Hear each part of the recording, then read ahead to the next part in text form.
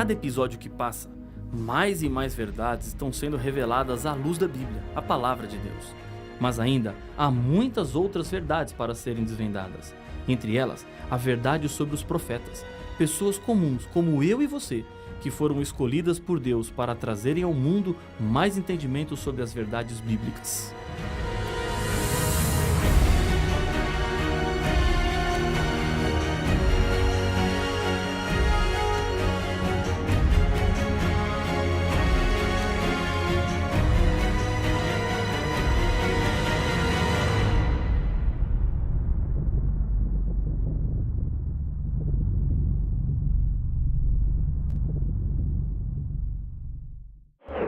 A verdadeira Igreja de Deus é identificada por duas características, segundo a Bíblia.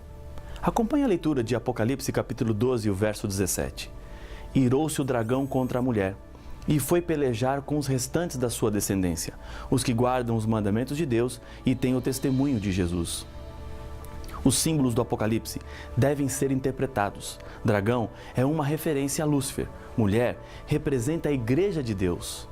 João está retratando uma luta feroz entre o inimigo e o povo de Deus. No céu, Lúcifer lutou contra Deus, mas perdeu.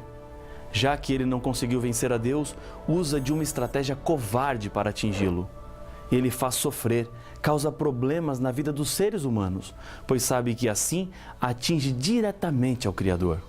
O povo de Deus é reconhecido por algumas características. Primeiro, guarda os mandamentos de Deus, os 10 mandamentos, conforme estão escritos na Bíblia e não na adaptação feita pelos seres humanos. Deus não autorizou ninguém mexer nos mandamentos. Não existe nenhum texto na Bíblia que permita ao ser humano dizer no lugar de Deus o que deve e o que não deve ser feito. Segundo, o povo de Deus teria o testemunho de Jesus. E a pergunta que se faz agora é: o que é o testemunho de Jesus? Apocalipse 19:10 nos ajuda a entender. Pois o testemunho de Jesus é o espírito da profecia. No livro do Apocalipse, também nos é revelado que apareceriam falsos profetas que fariam grandes sinais e maravilhas diante dos olhos das pessoas. Em Apocalipse capítulo 16, verso 13 e 14, a Bíblia nos diz: Então vi sair da boca do dragão, da boca da besta e da boca do falso profeta 3 espíritos imundos, semelhantes a rãs, porque eles são espíritos de demônios, operadores de sinais, e se dirigem aos reis do mundo inteiro com o fim de ajuntá-los para a peleja do grande dia do Deus Todo-Poderoso. Por causa disso, torna-se evidente a necessidade de sabermos separar os verdadeiros dos falsos profetas. O Apocalipse é um exemplo acerca da decisão de Deus de utilizar profetas para transmitir suas mensagens aos seres humanos. Esta foi a forma que Deus usou para dar o conteúdo de toda a revelação bíblica. Por meio dos profetas, Deus revela para o seu povo os seus planos e também fala sobre o futuro. Certamente, o Senhor Deus não fará coisa alguma sem primeiro revelar o seu segredo aos seus servos, os profetas. Diz Amós capítulo 3, o verso 7. Nem todos os profetas que Deus usou escreveram partes da Bíblia. Podemos contar pelo menos 12 que não são autores de textos bíblicos, mas que são mencionados como profetas verdadeiros pela própria Bíblia. Um dos mais notáveis exemplos é de João Batista, que batizou o Senhor Jesus nas águas do Rio Jordão. Jesus disse que não havia profeta maior do que ele, mas não temos nenhum livro ou texto de João Batista na Bíblia, exceto as referências encontradas nos Evangelhos. Isso quer dizer que o dom de profecia não foi dado apenas para escrever a Bíblia, mas Deus usou para também outros propósitos. Outro fato interessante que notamos na Bíblia é que Deus não faz discriminação de sexo para o dom de profecia. A Bíblia nos fala que mulheres exerceram a função profética, como Ana, Miriam, Débora, Ulda e no Novo Testamento, as 4 filhas de Filipe. Outro ponto importante é que o dom de profecia não acabou quando a Bíblia terminou de ser escrita. Joel, capítulo 2, verso 28 e 29, nos apresenta: E acontecerá depois que derramarei o meu espírito sobre toda a carne. Vossos filhos e vossas filhas profetizarão, vossos velhos sonharão e vossos jovens terão visões. Até sobre os servos e sobre as servas derramarei o meu espírito naqueles dias. A referência que Joel faz é quanto ao futuro. O dom de profecia acompanharia o povo de Deus até o fim. Pedro, quando usa o texto de Joel, diz o seguinte: Mas o que ocorre é o que foi dito por intermédio do profeta Joel. E acontecerá nos últimos dias, diz o Senhor, que derramarei o meu espírito sobre toda a carne. Vossos filhos e vossas filhas profetizarão. Vossos jovens terão visões e sonharão vossos velhos. Atos capítulo 2, versos 16 e 17. Últimos dias é uma referência ao tempo que antecede imediatamente a volta de Jesus. O povo de Deus seria guiado pelo dom de profecia. Quando Jesus voltou para o céu, ele deixou a missão de pregar as verdades para os discípulos. Eles levariam a mensagem de salvação para todo mundo, acompanhados do Espírito Santo. Para cumprir essa missão, Jesus concedeu dons para a sua igreja. Paulo nos apresenta. E ele mesmo concedeu uns para apóstolos, outros para profetas, outros para evangelistas e outros para pastores e mestres, com vistas ao aperfeiçoamento dos santos, para o desempenho do seu serviço, para a edificação do corpo de Cristo. Efésios capítulo 4, verso 11 e 12. O próprio texto explica os motivos de Deus em dar dons espirituais, a edificação da igreja. E o conteúdo da profecia para Deus é algo muito sério. No final do livro do Apocalipse, quando as revelações a João estavam chegando ao seu fim, ele ainda nos diz: e se alguém tirar qualquer coisa das palavras do livro desta profecia, Deus tirará a sua parte da árvore da vida, da cidade santa e das coisas que se acham escritas neste livro. Apocalipse capítulo 22 e o verso 19. Quando abrimos a Bíblia, estamos diante das palavras de Deus e isso é muito importante. Quem modificar o conteúdo da revelação para atender qualquer tipo de interesse está em perigo. É importante obedecer ao que Deus nos revelou. Apocalipse capítulo 22, verso 7 apresenta: bem-aventurado aquele que guarda as palavras da profecia deste livro. No Antigo Testamento, encontramos um exemplo de como Deus abençoa aqueles que respeitam a sua revelação. Moisés fora educado na corte do Egito como príncipe e provável herdeiro ao trono. Isso significa que ele recebeu todo o conhecimento da medicina egípcia. Os papiros médicos da antiguidade mostram que os egípcios possuíam muito conhecimento em medicina curativa. Moisés escreveu muita coisa sobre saúde no Pentateuco, mas praticamente nada disse sobre a medicina curativa. Ele não estava influenciado pelas ciências dos seus dias, porque o ensino de Moisés estava baseado na revelação, a educação sobre saúde para evitar doenças. Quais foram os resultados? No Egito, a média de vida dos faraós era de 50 anos. Em Israel, segundo o Salmo 90, a média de vida era de 70 anos ou mais. Deus abençoou aqueles que creram na revelação profética. Jesus deixou uma advertência quanto aos últimos dias também, porque surgirão falsos cristos e falsos profetas, operando grandes sinais e prodígios, para enganar, se possível, os próprios eleitos. Mateus capítulo 24 e o verso 24. Esses falsos profetas seriam os responsáveis por introduzirem na igreja mentiras que destruiriam a verdade para enganar aqueles que buscam fazer e cumprir a vontade de Deus. Mas a Bíblia nos dá algumas chaves para sabermos se o profeta é de Deus ou não é. Uma dessas chaves está em Isaías capítulo 8, versos 19 e 20. Quando vos disserem: consultai os necromantes e os adivinhos que chiureiam e murmuram, acaso não consultará o povo ao seu Deus? A favor dos vivos se consultarão os mortos?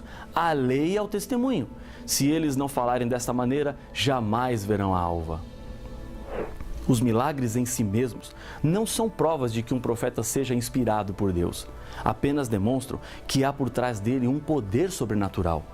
Na época de Moisés, os magos do Egito também fizeram milagres para impressionar as pessoas, e inclusive o próprio Moisés, quando ele pedia para que o faraó permitisse a saída do povo de Israel. Satanás tem também poder de operar milagres e às vezes se disfarça como anjo do Senhor. Se todos os ensinos desse profeta não estiverem em harmonia com a Bíblia, ele é um impostor. A Bíblia nos apresenta diversas características do verdadeiro profeta. Primeiro, suas profecias quanto ao futuro se cumprem completamente, segundo Jeremias capítulo 28 e o verso 9. Segundo, ele não induz o povo a afastar-se de Deus, conforme Deuteronômio capítulo 13, versos 13, 14 e 15. Terceiro, fala o que Deus lhe pediu para falar e não o que ele quer dizer, conforme Jeremias, capítulo 14, verso 14. Quarto, fala guiado pelo Espírito Santo, conforme 2 Pedro, capítulo 1, verso 21. Quinto, reconhece e aceita a encarnação de Cristo, de acordo com 1 João, capítulo 4, versos 1, 2 e 3. Sexto, a vida do profeta apresenta bons frutos do seu caráter. Mateus, capítulo 7, verso 15 e 16. Deus escolheu diferentes maneiras de se revelar para os profetas. Em Números, capítulo 12, versos 6, 7 e 8, encontramos 3 maneiras diferentes. Então disse: ouvi agora as minhas palavras. Se entre vós há profeta, eu, o Senhor, em visão a ele me faço conhecer ou falo com ele em sonhos. Não é assim com o meu servo Moisés, que é fiel em toda a minha casa? Boca a boca falo com ele, claramente e não por enigmas, pois ele vê a forma do Senhor. Como, pois, não temestes falar contra o meu servo, contra Moisés? Visão, sonho, boca a boca. Deus não fala por meio de bolas de cristal, pela palma da mão, xícara de café, astrologia ou por meio dos mortos. A Bíblia descreve alguns aspectos físicos dos profetas, enquanto eles estavam em visão. Veja, por exemplo, Daniel. Daniel perdeu as forças físicas. Diz a Bíblia em Daniel capítulo 10, verso 8. Depois, Daniel recebeu forças físicas sobrenaturais. Daniel capítulo 10, verso 18 e 19. Daniel ficou sem fôlego. Diz Daniel capítulo 10, verso 17. Ficou sem falar. Daniel capítulo 10, verso 16. Inconsciente quanto àquilo que acontecia ao seu redor. Daniel capítulo 10, versos 5 a 8. O profeta podia ter também seus olhos mantidos abertos durante a visão, segundo Números 24 e o verso 4. Paulo apresentou para a igreja de Tessalônica 3 conselhos com relação às profecias. Não desprezeis as profecias, julgai todas as coisas, retende o que é bom. 1 Tessalonicenses capítulo 5, versos 20 e 21. Deus tem uma promessa também para os que são fiéis diante das mensagens proféticas. Em 2 Crônicas, capítulo 20, verso 20, é prometido àqueles que ouvem a profecia: crede no Senhor vosso Deus e estareis seguros. Crede nos seus profetas e prosperareis. Crer nos profetas do Senhor é a mesma coisa que crer no Senhor que enviou o profeta. Precisamos dar ouvidos e viver tudo aquilo que Deus nos faz conhecido através das profecias. No Apocalipse, encontramos que a igreja no tempo do fim seria acompanhada pelo dom profético. Deus levantaria nos últimos dias, mais uma vez, a profecia para conduzir o seu povo nos momentos mais críticos da história. Um profeta jamais pode dizer algo diferente ou contrário ao profeta que veio antes dele. Essa é uma característica importante do profeta de Deus. O dom de profecia, que acompanharia a igreja de Deus nos últimos dias, não substitui a Bíblia e não contradiz a Bíblia em nada. Quando estudamos a história da Igreja Adventista do Sétimo Dia e vemos como, em meio de um impressionante emaranhado de riscos e dificuldades, as mensagens inspiradas chegavam por meio de uma jovem chamada Ellen White, deram a segurança e a direção que a igreja precisava. Quem foi Ellen White? Ela nasceu em Gorham, Maine, nos Estados Unidos da América, no dia 26 de novembro de 1827. Seus pais, Robert e Eunice, eram membros da Igreja Metodista e mais tarde tornaram-se adventistas do sétimo dia. Tiveram 8 filhos. Ellen e sua irmã gêmea Isabel são as caçulas. Ellen ouviu a pregação de Guilherme Miller, pesquisador da Bíblia, que interpretou a profecia dos 2.300 anos de Daniel, capítulo 8, verso 14, terminando com a volta de Jesus, o que na época lhe impressionou. Em 1843, foi expulsa da igreja metodista por causa das suas crenças, que eram diferentes da igreja onde estava. Casou-se com Tiago White no dia 30 de agosto de 1846. Tiveram 4 filhos, todos meninos: Henrique, Edson, Guilherme e John Herbert. A sua primeira visão aconteceu em dezembro de 1844 e a última que se tem notícia aconteceu no dia 3 de março de 1915. No dia 6 de agosto de 1881, faleceu seu esposo Tiago. Ellen ficou viúva quando tinha apenas 34 anos. Além dos Estados Unidos, ela também trabalhou na Europa e na Austrália.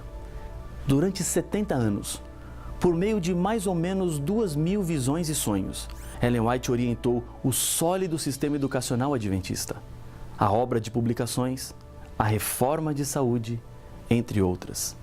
A vida de milhares de pessoas foram mudadas por causa do seu ministério. Ellen White faleceu em julho de 1915, mas os seus escritos continuam falando. Sendo que Deus fala através de profetas verdadeiros, há muitas mensagens que você precisa conhecer. Deus tem falado mais com a humanidade do que as pessoas imaginam. É preciso buscar o que Deus tem para lhe dizer.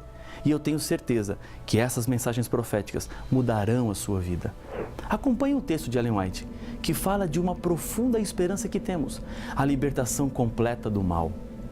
O grande conflito terminou. Pecados e pecadores não mais existem. O universo inteiro está purificado. Uma única pulsação de harmonia e alegria vibra por toda a vasta criação. Daquele que tudo criou, emanam vida, luz e felicidade por todos os domínios do espaço infinito.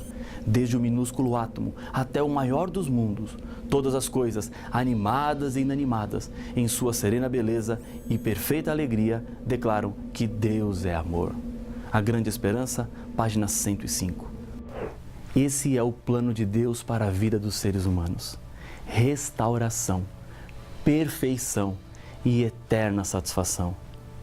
Aceite as mensagens de Deus e agradeça a Ele pelos profetas, porque cada mensagem profética vem acompanhada de um bilhete de amor. Deus te ama e quer te salvar. Ele não quer que você sofra e por isso deixou um mapa para lhe ajudar nas suas escolhas e decisões. Lembre-se de uma coisa, você não está sozinho. A mensagem profética está aí para lhe ajudar, para conduzir a sua vida. Eu quero fazer uma oração com você. Feche os seus olhos. Vamos falar com Deus. Senhor Deus querido, nós te agradecemos pelas profecias. Assim sabemos por onde andar. Com segurança colocamos os nossos pés na estrada dessa vida, sabendo que o Senhor nos conduz e que o Senhor nos guia. Abençoa este teu filho, esta tua filha que ora comigo, em nome de Jesus. Amém.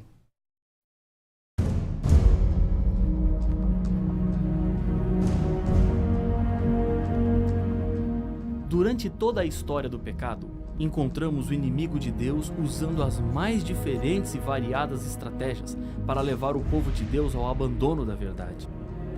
A Igreja de Deus é identificada através da Bíblia e das profecias do Apocalipse. A profecia indica que a Igreja verdadeira de Deus não se entregaria às mentiras, mas teria que fugir para o deserto. Mas qual é esta igreja que diz ser a guardadora das verdades bíblicas? E as outras igrejas e religiões? Por que existem tantas crenças? Para saber as respostas, não perca o próximo episódio de Apocalipse, o fim revelado.